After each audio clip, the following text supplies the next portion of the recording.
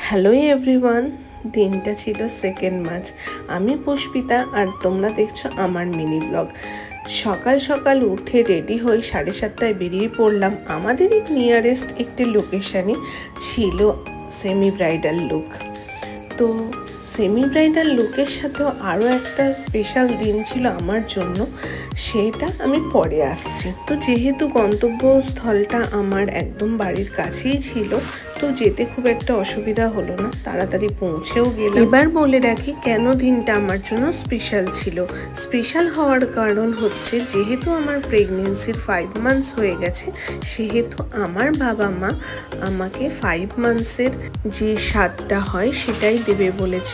তার আগে আমার যেহেতু বুকিং ছিল, আমি ক্লায়েন্টের কাছে চলে এসেছি। এই হচ্ছে ক্লায়েন্টের লুক। ও ফুললি স্যাটিসফাইড হয়েছিল, নিজের মুখ থেকেই শুনে নাও ওর লুকটা ওর কেমন লেগেছে।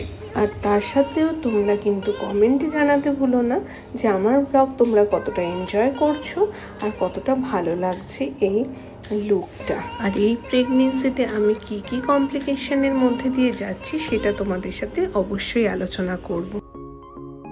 আজকে আমি মুনমুনের কাছে এসেছি। মুনমুনের এটা ফাইনাল লুক। মুনমুন, কেমন লেগেছে আমার কাছে? ভালো লাগছে। আমি যেরকম ভেবেছিলাম, সেটাকে আমি যেরকম ভেবেছিলাম আমাকে ঠিক সেরকমই।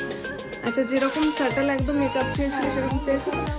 সাটেলই হয়েছে। আর আমি বলেছিলাম যে আমি লেহেঙ্গা শাড়ি পরবো, সেটাই আমাকে। আচ্ছা, ড্রেপিংটা একটু দেখে সেটাই করে দিয়েছে। পছন্দ হয়েছে তো? হ্যাঁ, আচ্ছা, বুকিং ফের করবে তো? সাজেশন মানে সাজেস্ট করবে তো? আচ্ছা ঠিক আছে, টাটা করে দাও। তো ওখান থেকে ফিরে এবার চলে এলো আমাদের বাড়িতে যাওয়ার পালা। তো আমি একটু ড্রেসটা চেঞ্জ করে নিয়েছিলাম। আমরা 11টার সময় বাড়ি পৌঁছেই গিয়েছিলাম। গিয়ে একটু খাওয়া দাওয়া করেছিলাম।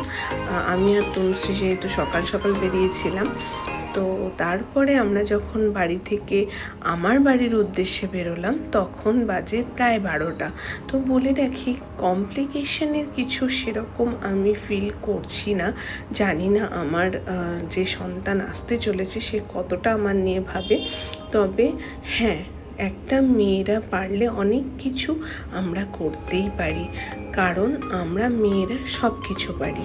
শুধু মনে একটু বিশ্বাস আর একটু ভরসা রাখো, তাহলে সব কিছু হয়।